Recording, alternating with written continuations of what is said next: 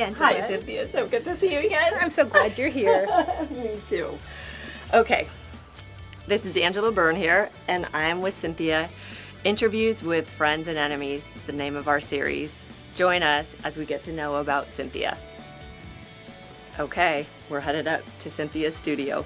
I'll follow you. Come on in. Hello, Cynthia. Hi, Angela. Great to see you. Good to see you too. Okay, I am Angela Bern, and we are here with interviews with Friends and Enemies. We are at Cynthia Turner's studio in beautiful West Seattle. She has a gorgeous view out the front of all the water. It's beautiful. And her studio is amazing. You might get to see a little bit of it if you ever buy a piece of her work. Which I'm sure a lot of people have seen. Okay, so we start out today with Cynthia, and she has a sort of an interesting marriage of her worlds. She is an artist, and she is a judge, and she is a not currently practicing attorney. However, you never know, right? Yes, so true. So I particularly love this, and I met Cynthia at a grand opening of Fogue Studios and Gallery.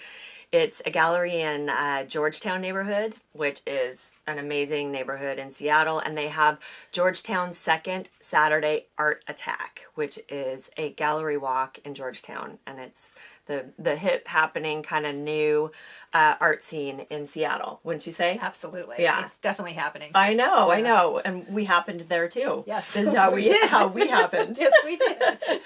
Okay, so Cynthia, question number one for you is, and we're just getting right down into the nitty gritty of things. So for you personally, because I want people to get a sense of knowing you, knowing who you are and how you are, because the purpose of the show is, as you all know, not a tabloid production. It's a way for us to get to know each other, and sometimes to hold hands with our enemies, and sometimes to disagree with our friends.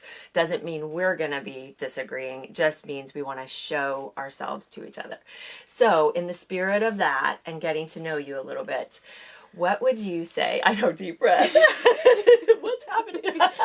So in the spirit of that, though, what would you say one of your greatest professional successes has been?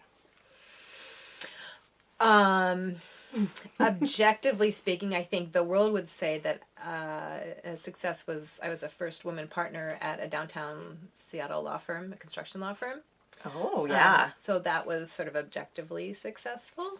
And construction law firm Right. specifically, too. Yeah. I mean, Yeah. so bringing the sort of manly world of construction, typically, I mean, very male Definitely dominated. male dominated. Yeah. Yeah. So I handled employment law matters for those clients. So that was an that's a objective big one. success. Okay, good. And we know that we have existed here on this planet, you and I, for a while now, right? Indeed. And so I know, as you do, that there, for you, it's like I'm sure there are quite a few things to draw from. So for you particularly, maybe if I have a guest who's 20, I will let them get away with one success. So for you, what would be like maybe another or a close, because that's a pretty extraordinary success, I would agree. So, professionally, I mean, I got a job as an administrative law judge, and that's fairly recent. It's been just about a year, and that feels really amazing. Like that feels like I finally figured out the things about the law that worked for me, and found a job where I was able to do that. Yeah, you got things synced yeah, up. Yeah, yes, I did. Yeah, so a job that actually plays to my strengths. Yes. Yeah, so that's probably my next one. Yeah. Yeah. Okay, good. So I want to push a little bit and ask you, as an artist, what has been your greatest success, or one of them? Just being able to do my art and still also have the day job. Yeah. Yeah. Make space. Right. So between the law firm partnership and becoming the judge, I actually went to design school. Oh. Yeah, and got an interior No design. small feat. Got an interior design degree, which was fabulous. But that was sort of my entree back into the art world after having veered away from it. And I'm pretty excited and kind of, I guess, proud maybe of it, of being able to do both of those things. Yeah. Sort of stimulating both sides of the brain, you know. Absolutely. I mean, I can't think of a much better example of the stimulation of both sides of the brain than being in law and being a fine artist, you know, working with your hands, because the creations that I saw of yours have relief, and they seem very tactile, and and you collect things, you go seeking and collect things to put okay, so I love that about you. Or they come to me, they seek me. What has sought you? Like, can you think of, I know I'm putting you on the spot, is there anything that... Well, people bring things to me now. So I guess that's the way that they seek me. You know, there's little gift bags on my front door now sometimes with people saying, I found this and I thought of you. And sometimes that's good. Yes, and sometimes I think, okay, I'm not sure what you think is going on in my head, but not that. Right. I know. You know, that reminds me, a really longtime friend of mine's mother once said about my art, not directly to me, but to my friend, who then told me, she said, I just want to know what's going on in her head. And I thought, is that a compliment? Yes. You know? Yes, right. That is, you definitely want to think on whether that's a compliment. Right. But I mean, I love her mom, and I know her, and I know she loves me, so it didn't seem like it wasn't, but it was just unclear, kind of like receiving a little gift of something and thinking, I would never use that. Exactly, but thank you for thinking of me. Okay, so then, sort of on the flip side, which we know isn't totally the flip side, but just for our purposes, what would you say one of your greatest failures professionally has been? Well, it's funny that you asked that, because I recently was thinking about this on a run, because I'm a distance runner and I work out a lot of stuff on my runs. And I realized I had this amazing opportunity when I was the partner at the law firm to mentor other women attorneys coming up, and I did not take advantage of that. And I don't have a lot of regrets in my life, but that is definitely one of them. I was too sort of panicked trying to figure it out, and I couldn't reach out at the time, but boy, I wish I had. Oh, you know, that I feel I can feel that, and I can feel why. So let me ask you, when was it just recently that you thought back about that? So that's what you're saying, recently. Is it was just on your run, and so so how did, I don't know if you'll remember, but this is really interesting to me. So how did your process on your run, as you were thinking, how did you get there? How did you get to that place? Well, because somebody said to me, wow, that was kind of a big thing to be a woman partner in this construction law firm. And I thought, oh, okay, it was. And because it was a big thing, there was also some influence and power that went along with that I could have used if I had been in the space to do it. And I needed the perspective of some years for me to see that. Yeah. Oh, that, I just have to sit like with that, because I think I can relate, and I bet most kind of trailblazers, because you were, right? I mean, you were, and so we're just going to say that out loud. I mean, I think most trailblazers probably would agree, but part of, like, if I could add something, part of blazing a trail is that you're doing so much that is new, that maybe, and I know you're not being tough on yourself, but I mean that, but that takes so much that you might just now not be able to remember how much you had to part. Thank you for that, because I do feel sad about it, but actually that's right, is that there was so much else to do. So maybe the woman who came after me was able to do a little bit more of that. Because I'd been the icebreaker. Yeah. Yeah. Thank Yeah, you. yeah. That makes me feel better. Good, good. Well, and I think that we need that from each other. I mean, Mm-hmm. honestly, that truly is sort of the purpose of Yeah. this interview series is just kind of finding these things, because there's so much interesting about us and about how we perceive, and these particular questions. While I think when I very first mentioned that I was going to ask people what their greatest failure was, I got a resounding "don't do that." Oh, really? From the people who I was, it was really interesting. And I had to really sit with that and think, is that right? Like, is that true? And within just a matter of a quick, just breath, and then explaining why I thought it was important, one of the two people who had said, don't do that, like, they were just adamant, like, it was kind of dramatic. That person then shared a story after having said, well, I'm very private, shared a story with me just freely about something that was very poignant. And it was a share that was, it was profound, and we wouldn't have gotten there if we hadn't been talking about it. And it was perfect. It was so beautiful. It was laid in my lap. And I just said, that is exactly why I want to ask this question, because yes, we do fail. And we feel, even if we don't want to say, oh, I failed, and leave it at that, because we're taught, yeah, there's a success and a failure. It's like, we know what that means and what it feels like. And then what was great is, I mean, we just both sat here and talked, right? And I was able to give you something, but you gave me something first, which is that connection of, I have felt that, and I have felt what you were describing. Yeah. And so to see another woman who has accomplished something feeling that way feels helpful to me too, right? Yeah. Like there's some solidarity, right? Yeah. And I mean, I think for men as well, I mean, because we know that it's not just women who trailblaze, and we know that it's not just, Right. Yeah. Right. Yeah. And sharing failures it makes you vulnerable, and that's hard. Yeah. It can be hard, but it can be really amazing, because then you get something back. Exactly. Yes. That was my feeling and my intention of it. And so I think what I had sort of decided was, oh, you know what it is they're not in my head. Right. So they don't know that. They don't know what else I have in mind. Right.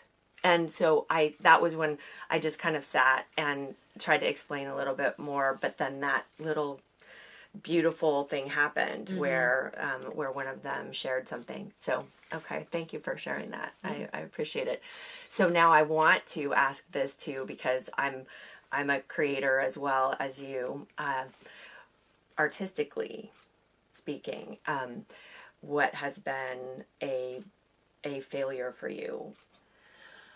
Well, I just figured out a failure actually this last weekend. I went to a friend's studio, and she's been a good friend of mine for 40 years.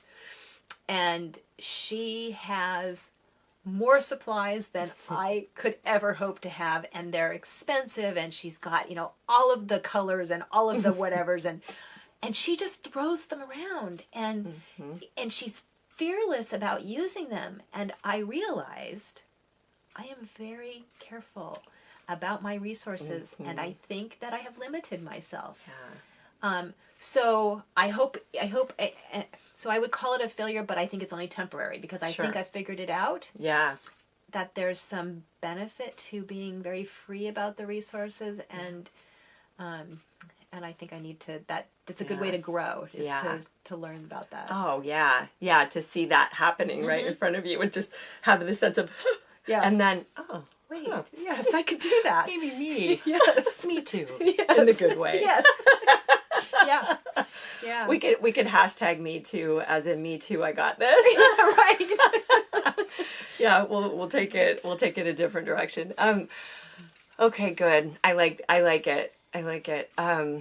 Okay, so then these things blend together so much, but I want to just move to personally, right? Because we've talked professionally, and I like to bring in the artistically, because you've had some really different things that you've done professionally. And so, personally, what would you say is a big success for you?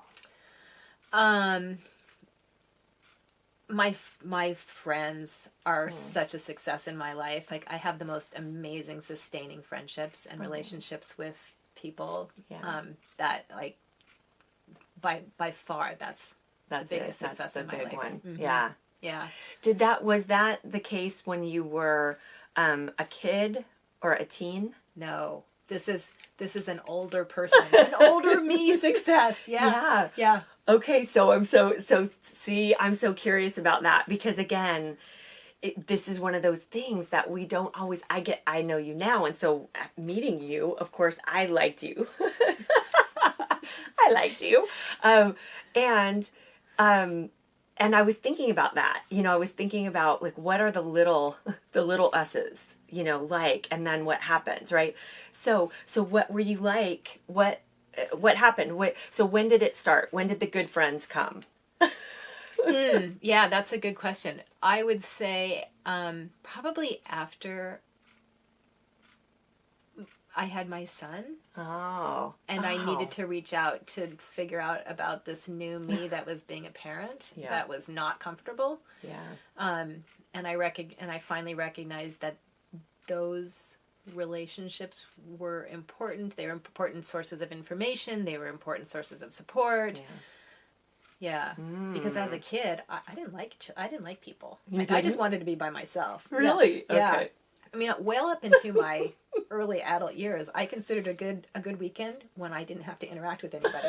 No phone calls, no seeing anybody. I love it. I love it. Yeah. I love it. Okay. So, that's perfect. I am thinking that it's so juicy. I just want to go so deep into that. I want to have a whole show about that. But now I like people. Yeah, and I don't even mean I want to have a whole show about you and your weekend. I just mean the difference between what we're like when we're young and when it changes. Yes. Because it would be different for different people. Oh, mine changed when I went to college. I'm just imagining. Right. Yes. Okay. So yeah, I was the worst friend. Although I loved my friends, but I was the worst friend. I was very attached to my friends when I was all the way up until I want to say 19. Mm-hmm. I had a friend who I loved, and I would do anything to be around that friend. Someone else got in the way. I'm like, ugh, when will you leave? I would. Yeah. So I loved that one friend, but when I think about it, I'm like, that is just the opposite of what a friend who I would be like, Yeah. So, okay. We are going to move into the next question. So what's so fun is that it's almost like these questions, like the success and the failure, right, they do. They just go so together. Yeah. Because you wouldn't really know how cool this was if you always had it. Yeah, that's right. Yeah. In my job now, I consider my job to be making connections with the people that I talk to on the phone. Yeah. And that perspective on my job makes it a completely different job than I think some people have who are doing the same tasks that I'm doing. Right. Yeah. No, that makes sense. Yeah. Okay, so. You're giving me the look. I know. I'm just thinking here. Because you've just shared one of your great successes, right? Your friendships, right? So, and sort of in conjunction with that, not really a failure, but how different you were as a kid. Yes. But at least in that way, right? I'm sure there were some beautiful things that carried over. No doubt. I know, exactly. Well, all of us could say that. So personally, what has been something that you have failed at, an epic fail? My relationship with my father was an epic fail.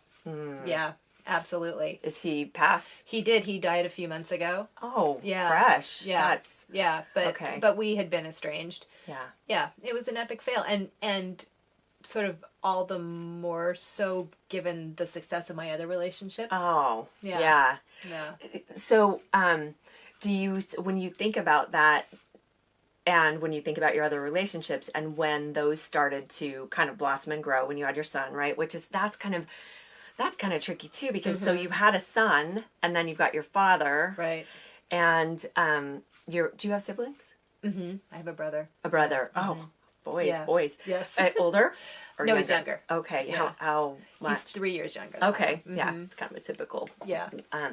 Gap. Okay. So when you think about your other relationships starting to grow and blossom, and then you think about that time period, right? I mean, I can feel this, right? That then there's your father, and and when you think back now, saying that that's an epic fail, right? I mean, I added epic. That's dramatic, but I mean, no, it's actually in this case, I think that's pretty apt. I just kind of knew. Yeah.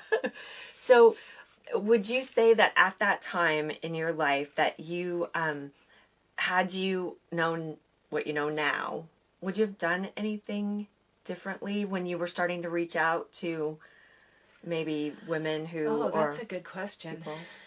I don't know. It's still pretty fresh. Yeah.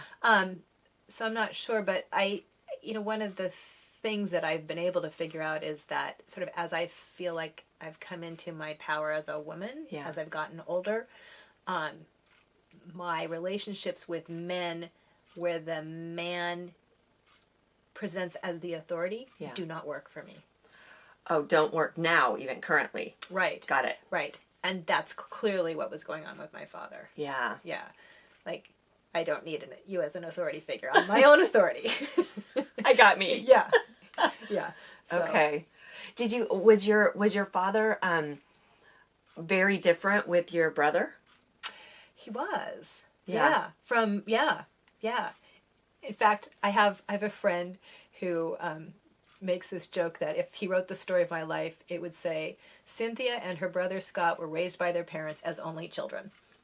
Oh, that's so good. I know, right? Because we had such different... I got a chill. We'd had just such different childhoods, only 3 years apart. Yeah. But clearly there was... And I think that it was a gender difference. Yeah. Yeah.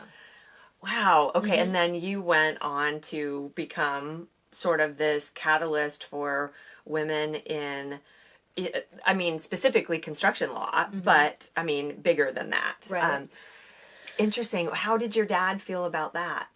Oh, he was thrilled. He's a lawyer, was a lawyer. Okay. Right. So, so that was a success that he could relate to. Yeah. Yeah. What did your brother do? He's a firefighter. Okay. Yeah. Very, very, very male, masculine kind of job typically, although I know quite a few women firefighters. Right. Who are awesome. Yeah. Okay. Oh, this is so, again, like a whole show about this topic, right? Because, it's interesting, I think, as I have a son as well. And so what having a son has made me realize that I would have never realized without having a son as a child is that I really didn't understand what men started out as. Yes. You know? Yes. Yeah, babies, toddlers, boys, little. Sweet. Yeah. Loving. Yeah. Nurturing. Yeah. Yes. Yes. Absolutely. Yeah. Have you ever heard of the exercise where you think of your parent, if you've got a tough relationship with them, you think of them as a little baby, or you think of them as a kid? Oh, no. That would be... I know, so, right? Wow. Yeah. It hit me like that too. And it was such an important thing for me to hear. And I just heard it this year. Huh. So it's so fresh. Yeah. I'll do that off camera because that could actually make me a little teary. No, I totally get it. Yeah. But it's good. Your moment, like, we could talk. We can also we also get to talk again. Yes. Another time off camera. Just period. Okay, good. So now we'll move into another deep question. And I love it. Thank you for sticking with me with that. This is just your relationship with yourself, right? Mm-hmm. How would you say your relationship with yourself is right now, like right as we sit here. What is your relationship with yourself like? Pretty good. I've been working on it. I can see that. Yeah. Or hear that too. I have just recently been, well, I have a high performance coach that I've been working with for the last about 9 months, and has really helped me acknowledge some things about myself that were not that pretty. No. Yeah, so true. So true. You have those too? Yeah. And it's been good. Oh, wow. Yeah. And so, and Have you cried in there? Oh my okay. gosh. Just bawling. Every headache, time. kind of headache, Yeah, right? right. Can't breathe. Yeah. Yeah. You know, and then, do you still like me? To the coach? Yes. I love it. No, Yeah. we all feel that way. Right. But yeah, it's been pretty amazing, and speaking those things out loud has been so healing and also inspiring. Like today I was thinking about the session I'd had recently, and I thought, I'm going to do art about that. I can do art about that. Totally. A way to express. I know. I can do that. Yeah. That's one of the things, right, that's so great about art that is different from other things, right? And probably music and, certain writing too, but art is just this way of letting things out that don't really always look like what they were in here, right? Yeah, it's like self-psychoanalysis. Yeah. Yeah. Working out my issues. Thank you, people. Although you have beautiful issues if you're, your art. Oh, there's some dark issues. You haven't seen them all. I gotta see that dark art. All right. Okay. Oh, good. Okay.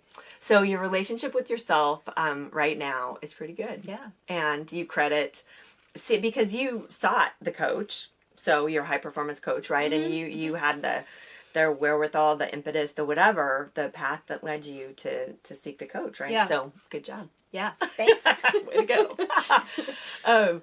Okay, so the next 2 questions are just you don't have to, these don't have to be as deep, but they can be, right? So what would you say would cause someone to think of you as an enemy?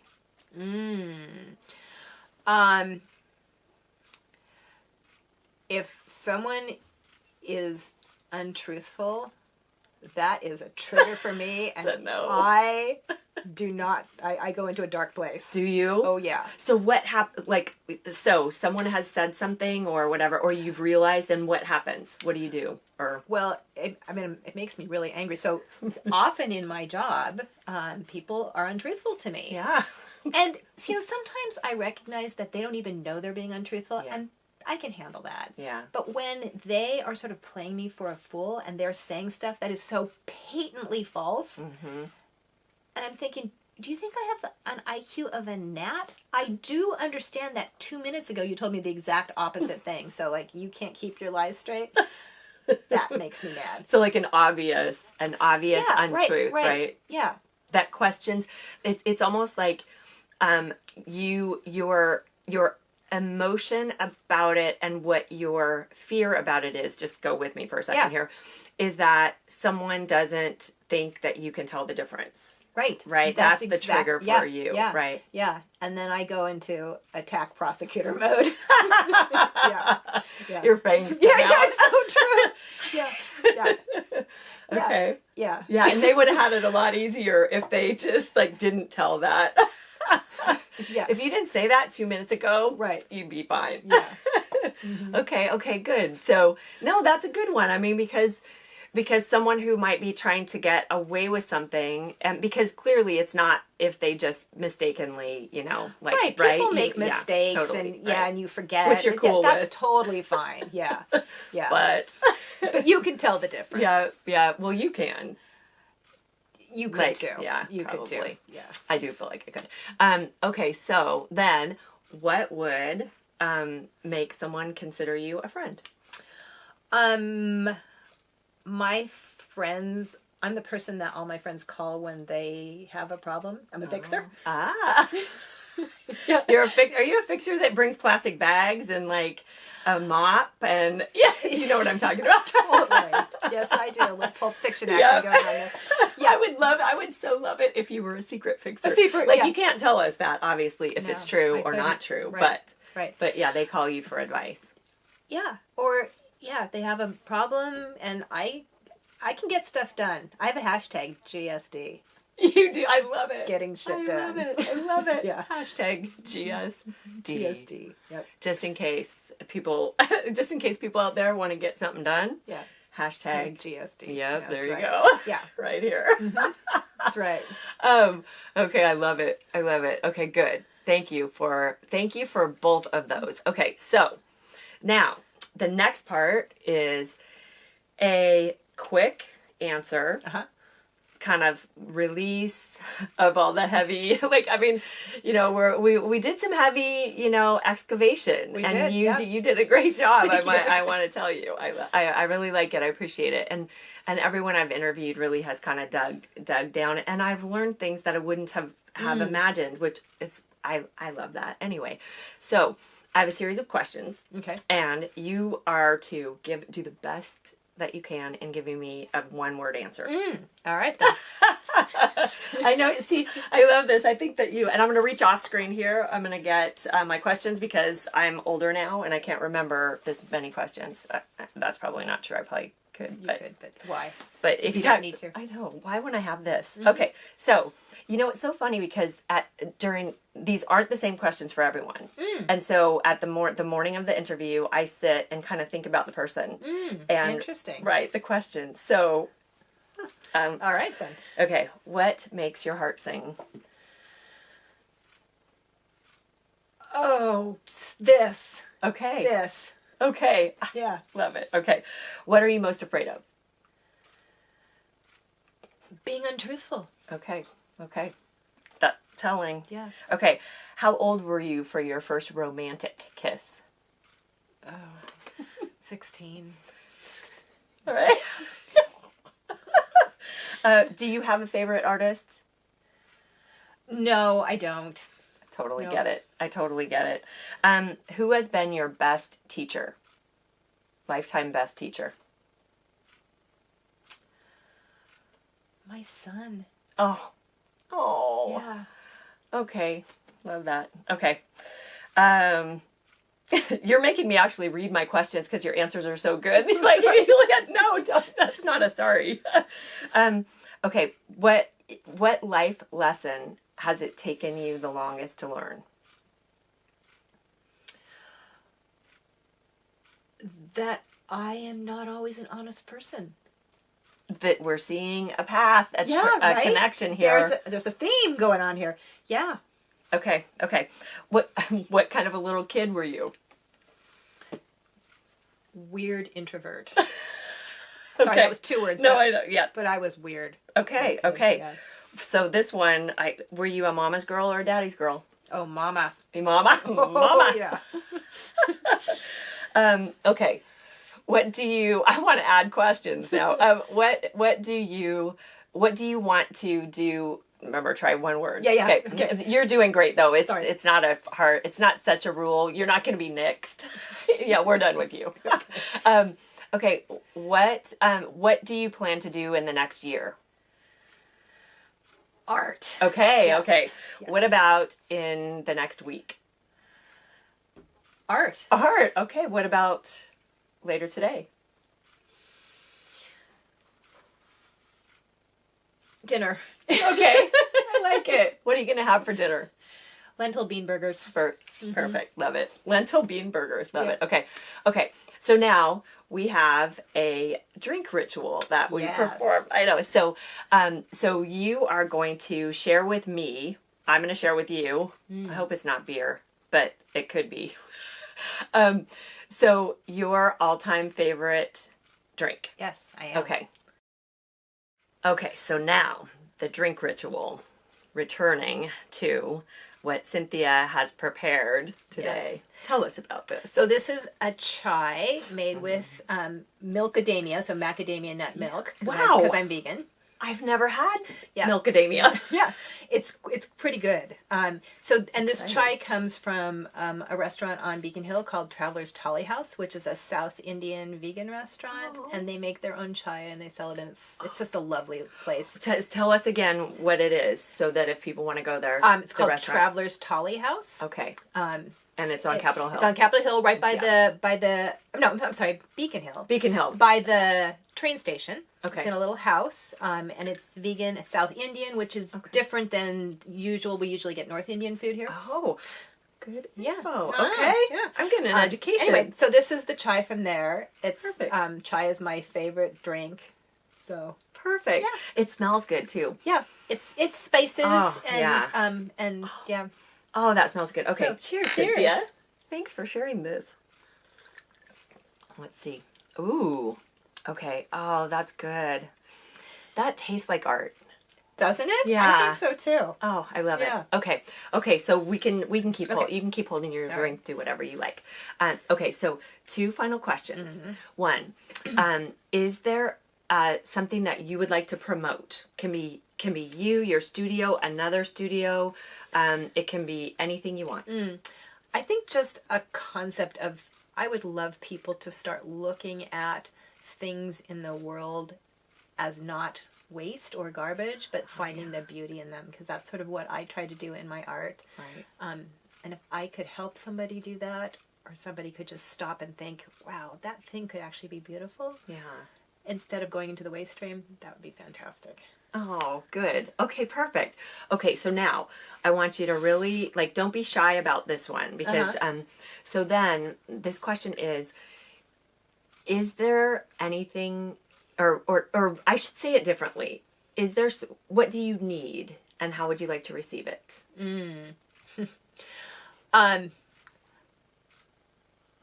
I would love to hear from somebody who said, your art or has made me think about things differently, made me think, that was garbage and she did that with it and it's beautiful. That, if I could receive that, that would be an absolutely astonishing gift. You haven't received that yet? Well, I have, but if somebody said, I mean, people say, oh, that's really interesting that you do that. But if Okay. somebody said, really, you Yeah. have made me rethink the way that I'm looking at the world because Right. of your perspective. Carrying back to your first, Right, what right. would you promote? Yeah. A different way of them intending it. Right. And you receiving Yes. it. Yeah. Yeah. Yeah, that's pretty too. Yeah. Okay. Oh, Cynthia, it's been so great. It's been so great getting to know you more, and that's the whole purpose of this. So I just, I want to hug you. We'll hug with our drinks. I feel like we could have talked for hours. We could have. Interviews with friends and enemies. Thank you so much, and tune in. We'll see you next time. Cheers. Cheers.